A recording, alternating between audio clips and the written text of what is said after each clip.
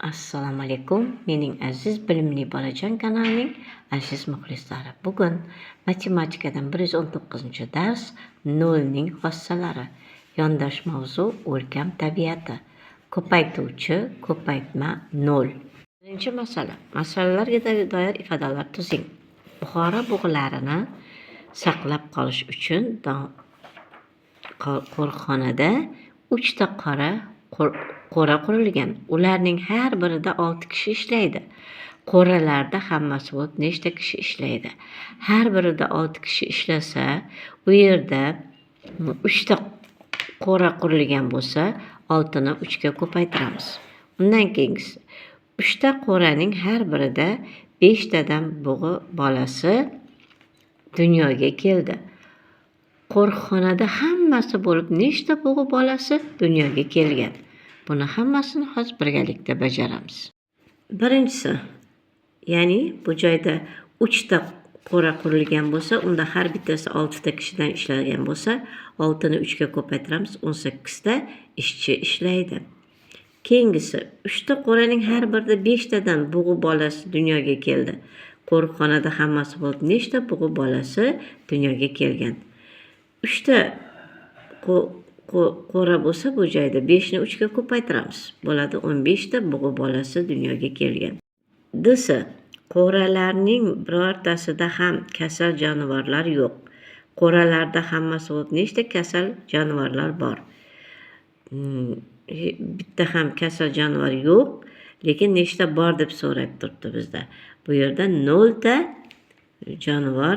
kasal jonivor bor, lekin kasal yo'q. Ikkinchi misol. Ko'paytirish nimani anglatishini yodga oling. Hisoblang va xulosa chiqaring. 0 ni 3 ga ko'paytirsak 0, 0 ni 5 ga ko'paytirsak 0, 7 ni 0 ga ko'paytirsak 0, 6 ni 0 ga ko'paytirsak 0. Har qanday sonni 0 ga ko'paytirsak 0 hosil bo'ladi. Mana bu joyda qoida turibdi. Istalgan sonni 0 ga ko'paytirganda 0 hosil bo'ladi. Misol, Sanjar, Mahmud va Karim olma terib, ularni teng bo'lib olishni xohlashdi. Agar ular 18 ta olma tergan bo'lsalar, har bir bolaga nechtadan olma tegadi?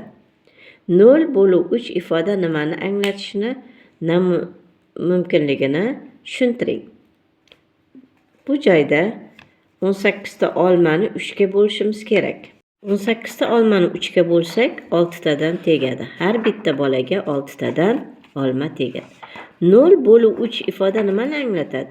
Masalan, 0 bu joyda hech qanday olma terilmagan bo'lsa, uni 3 ga bo'lsak, unda 0 hosil bo'ladi. Hech qanday olma bo'lingan emasligi ko'rinib turibdi.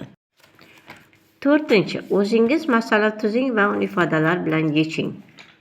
0 bo'luv 4, 0 ko'paytiruv 5, 7 ko'paytiruv 0. Masalan, birinchi 0 bo'luv 4 ga shunday masala tuzishimiz mumkin. Menda 0 ta olma bor edi, uni 4 ga bo'ldim. Bunda ham 0 hosil bo'ladi. Menda 0 ta karam, uni 5 ga ko'paytiramiz. Yo'q, karamni 5 ga ko'paytirsak 0 hosil bo'ladi. Keyingisi ham xuddi shu tarzda bajariladi. 0 ni istalgan songa bo'lganda 0 hosil bo'ladi. Ya'ni 0 bo'luv a barobar 0. Ana shu qoidani hech ham esimizdan chiqarmaslik kerak. 0 ni a ga bo'lsak 0 hosil bo'ladi. 5-chi, Buxoro bug'ulari qo'riqxonasiga 50 qop jelut keltirildi. Ertalab bug'ularga 5 qop, kechqurun ham shuncha jelut berildi.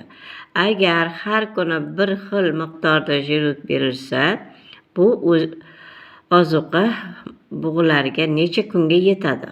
Masalaga albatta shart tuzib, uni xulosasini chiqaramiz. Keltirildi 50 qop yemish, ertalab 5 qop, kechqurun ham shuncha. Ozuqa necha kunga yetadi? 5 ga 5 ni qo'shsak 10 qop. Uni 10 ni 50 ni 10 ga bo'lsak 5 kunga yetar ekan. 6-chi va 7-chi misol masala uyga vazifa. Albatta birinchi o'zingiz mustaqil bajaring, so'ngra esa kanalimdan tekshiring. 6. Qiymatlarni hisoblang, ularni o'sish tartibida joylashtiring.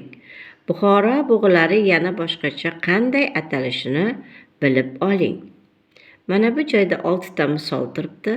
Biz bularni ishlab chiqib, o'sish tartibida yozsak, Buxoro bug'ilarining atalishi kelib chiqadi.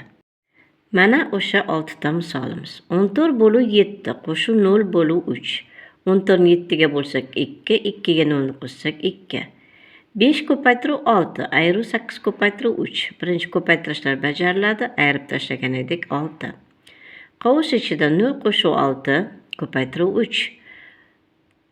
6 ni 3 ga ko'paytirsak 18. 65 ayirib 44/7.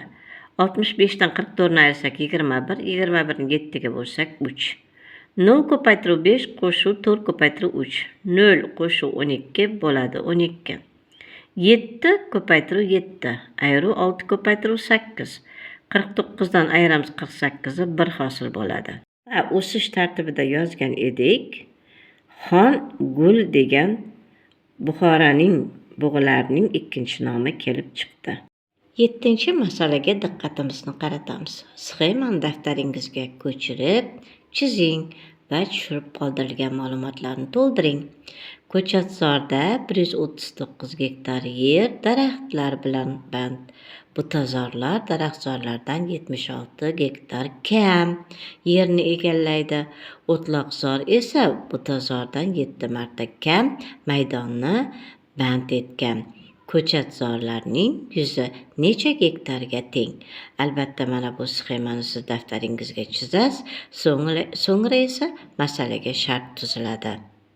O'tloqzor 7 marta kam, butazor esa 76 ta kam, daraxtzor esa 139 gektar, umumiysi noma'lum gektar.